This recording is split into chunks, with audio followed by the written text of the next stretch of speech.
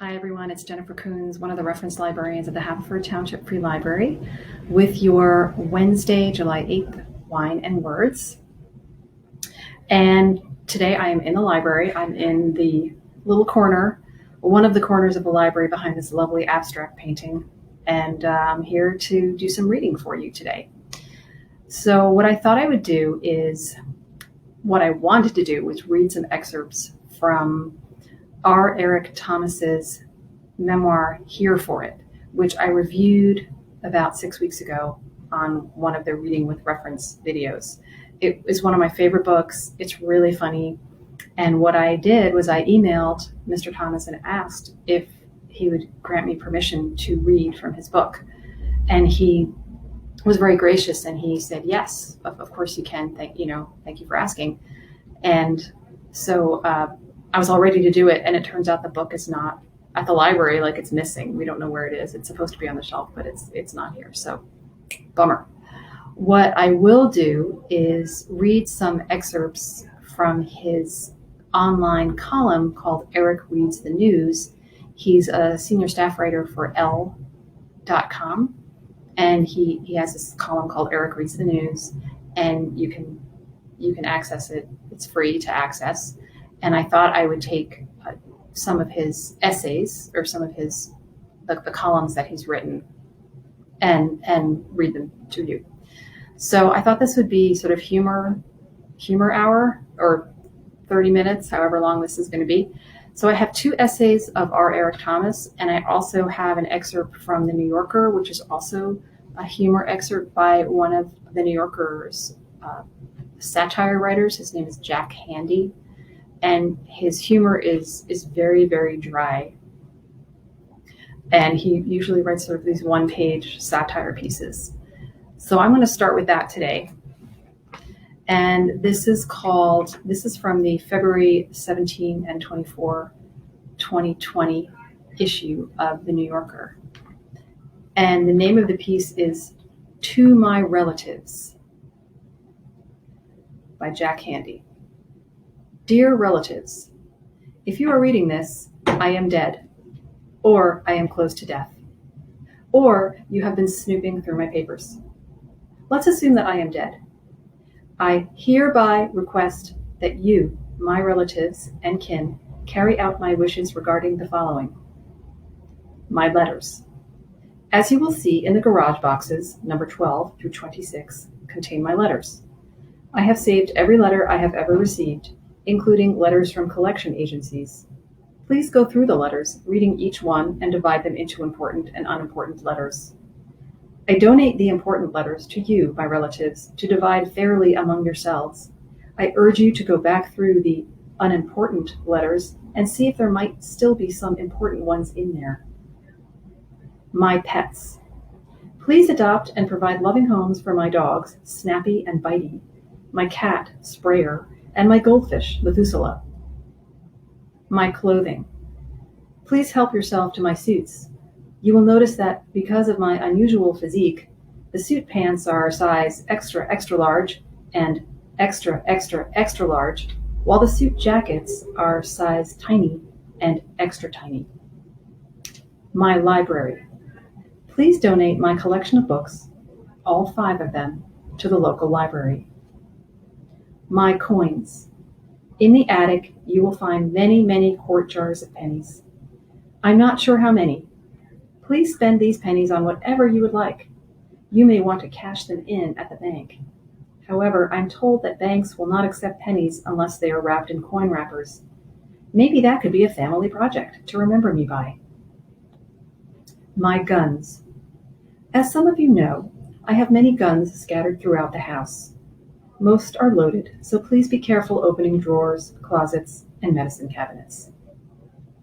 My push lawnmower. Please donate this to Goodwill after first cleaning off all the bits of grass and dog poop that have got stuck on it over the years. Also, please sharpen the blades with the hand sharpener somewhere in box 28. Oil and rebalance the wheels. My car. Sorry, but it's still stuck in the surf at Party Beach. It's yours if you can tow it out. My murder. Please send an anonymous letter to the police claiming that my friend Don killed me. My safe deposit box. Attached to this letter is a key. It is the key to my safe deposit box. Take the key to the bank and open the box. Inside you will find another key. This is the spare key to the box. Take both keys to the bank officer in charge of safe deposit boxes and close out the account. You may have to fill out some paperwork and pay for back rent. Trap door. The trap door no longer works. I think the neighborhood kids broke it. Please cover the button with a piece of duct tape. Skull. As you've probably noticed, there is a human skull on the shelf in the dining room. This was sold to me as the skull of Khrushchev, the Russian leader. It was a damned lie. I don't even think it's Russian. Still, it's pretty cool. First dibs gets it. Suggestion. As a funny gag, put a cigarette between its teeth like he's smoking it. My wind chimes. As you know, I have more than 100 wind chimes hanging down from the eaves of my house. Please help yourself. Unfortunately, some of the wind chimes have been damaged by the next door neighbors. My remains. Please have me cremated. Then form the ashes into the shape of me. Then deep fry me. Then bury me with full military honors, even though I was never in the military. My house. A real estate agent told me that my house, if it were totally renovated, plumbing, electrical, roof, etc., and if the bats and raccoons and yellow jackets could be expelled from the attic, and if somehow the house's tilt could be fixed, would sell for about what I paid for it 40 years ago. I smell another family project. So that's the end of To My Relatives by Jack Handey from February 17th and 24th, 2020 issue of The New Yorker. So the next selections I'm going to read are from R. Eric Thomas. They are two of the essays from his column, Eric Reads the News on Elle.com. As I said at the opening of this video, I was hoping to read from his memoir, Here For It. He did give me permission to read from it via email, but the book is missing from our collection, so I can't do that right now. Maybe I'll do that sometime in the future. So I'm going to read something that he wrote on Elle.com from his column titled, this is from March 10, 2020, titled How to Work from Home Most Chaotically. Companies and schools around the nation are making strides to protect the health and well-being of their employees and the population at large by shifting business to remote locations this week, forcing many workers to grapple with the challenge of completing their normal workload from the distracting comfort of their homes. The internet was quick to respond with a plethora of articles on how to work from home most responsibly, featuring tips like shower and get dressed to start your day and eat lunch. These are great suggestions, but as a chaos muppet who has worked from home for years, they're incomprehensible to me. What none of these articles seem to consider is that the pivot to being a responsible human being and productive employee may be too jarring in these uncertain times. Where is the advice for people who experience office life as a succession of shambles, punctuated by low-stakes gossip and high-stakes free food, and want to bring that energy into their living rooms? Where is the representation for people who stroll through the open floor plans, talking loudly, holding a Gladware container full of freshly microwaved salmon? Fortunately, years of spiraling on my couch whilst haranguing my office Slack channel with non sequiturs and gifs from the birdcage has prepared me for this moment. Take my hand, wait, don't do that, take my elbow, and let me guide you through the process of turning your remote work experience into utter mayhem that will surely bring about ruin. Getting dressed. Experts strongly suggest starting your day as you normally would by putting on outside clothes to trick your brain into thinking that you're a functional member of society. That's malarkey. They really want you sitting up in your living room watching the Kelly Clarkson show in a bra or a tie, or both. Grow up. Literally, do not even think about getting dressed until about 2 p.m. and then put on your prom outfit. Walk around your house in it like Miss Havisham. Stand by the window ominously so your neighbors think your place is haunted. Really lean into it. The only relationship you should have with the professional attire is aimlessly ordering a bunch of it online so you can give yourself a little fashion show later in the week. It's important to set a schedule for yourself. Eating right. The first thing you need to do is go to a local donut shop and buy a dozen donuts. Like, this is essential for working from home. And then you need to put that box of donuts in a different room, say a guest room or a utility closet. And then once an hour, you should go to the box and cut a third of a donut while saying out loud, "I'm just going to take a little bit." And you should do this regularly all day long until the donuts are stale and the box is a hodgepodge of donut trash that no one wants. This is really plugging into company culture. It's important that the donuts are not the only thing you eat all day, of course. At about 10:45 a.m., you should order lunch. I'd suggest roughly 3 meals worth of delivery, enough that they give you at least 6 sets of plastic utensils. When it comes to pick over it ravenously, leaving just enough behind that it's too much to throw away, but the sight of it disgusts you. Leave it right on the table. Don't throw a thing away. You're going to want it at 2 a.m., of course. What else? Hydration? No thanks. If you must drink something, try an entire pot of coffee and 0 ounces of water. Old family recipe. Meetings.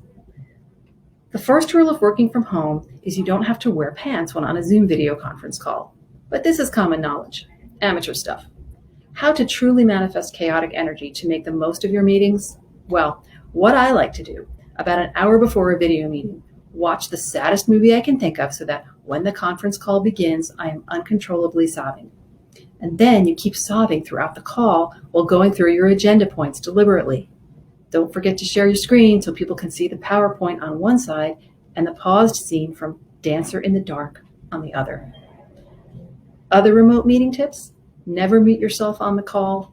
Everyone wants to hear the buzzer on your dryer, the faucet running, you singing happy birthday as you wash your hands, and the satisfying crunch of an entire bag of pirate booty.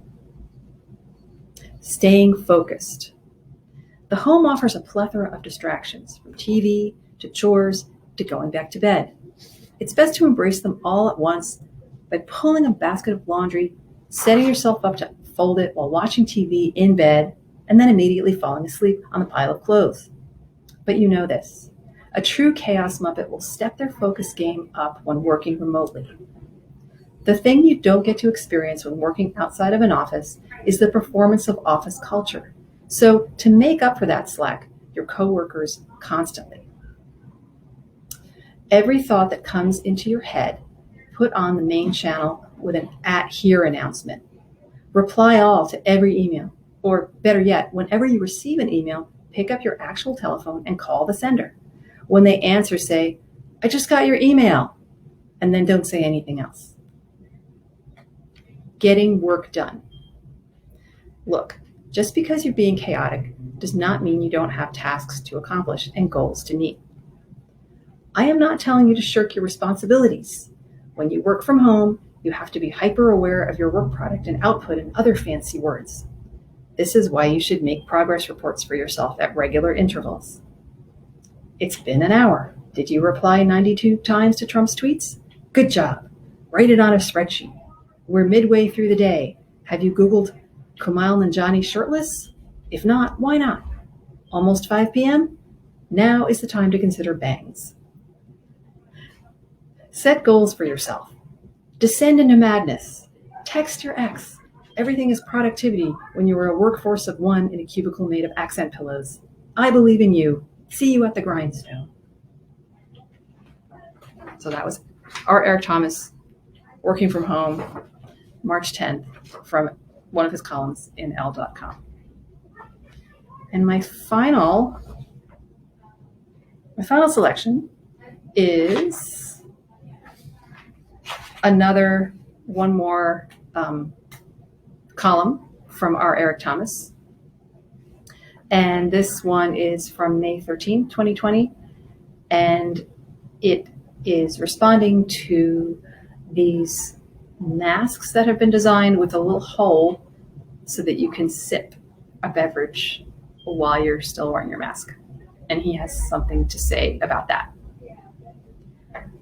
So the title of the article or the essay is, and I'm sorry about the traffic. Yeah, there's a truck that just went by. So the title of this is, I had a few questions about the new face mask with a drinking hole.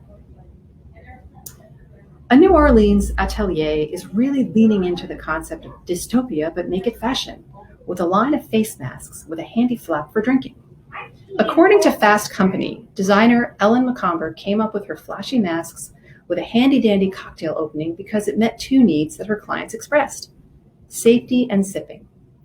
Now, I don't want to poke holes in this line of thinking, but, well, there's already one there, so let's just dive in. Let's start with the pro column on this project.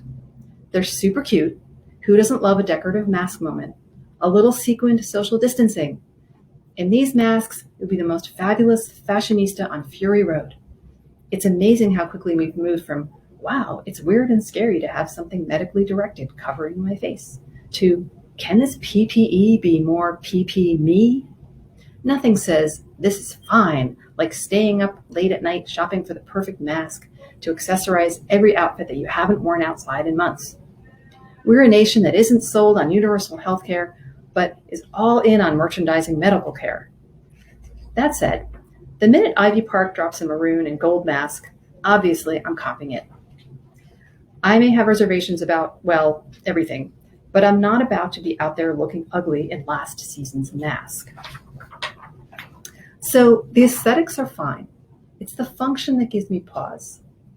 I haven't gotten my daily briefing from Dr. Birx's scarves today, but I feel pretty certain that a core component, perhaps the sole component of a mask, is that it doesn't have holes in it. Why don't you just wrap your head in cheesecloth and squeeze the germs out? That feels sciencey. Skill me this. So masks are encouraged to prevent the virus from escaping a person's mouth or nose and infecting others. So what we're saying is that it's going to stroll up a straw hole in a mask and then stop like, wait a minute, this is an in-hole only. I can't go out there. The little virus particle pushing on the pull door like it's a Far Side cartoon. Is that science? It's just standing next to the straw flap, red face, like, oh my goodness, I'm so embarrassed. It's been a while since I took a ride on the Magic School Bus, but I don't think that's how anything works. But who knows? I'm also a little unclear on the scenario that's chill enough for sipping on a straw, but also dangerous enough that it requires a mask. Is this for drinking iced coffee as you speed walk through a market, staying 6 feet apart from everyone else? Or is this just a more relaxed hangout, enjoying some margaritas with under 10 friends? To pose the question implicitly asked every day of Quar, wouldn't it be easier to just drink at home? I'm looking forward to the next phase of mask culture. When will we get masks with little flaps for eating? Maybe different sizes, so you've got a small bites mask and a big burger mask, and you can switch them up. Maybe a mask with a little windshield wiper for when you're having a messy plate of pasta. Let's get creative. I want a mask with my actual teeth on it so that I don't have to take off my mask when I go to the dentist. Does this seem creepy? Sure, but it's a slippery slope, and we're all greased up. Faces are so last year. This year, we're doing functional but remarkably dysfunctional masks. And that's the end of that one.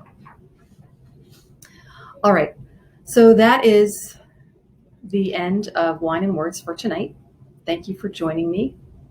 Or I guess this afternoon. It's not the night yet. Thank you for joining me here in the library for Wine and Words Wednesday. And stay safe, stay happy, and I'll see you next time.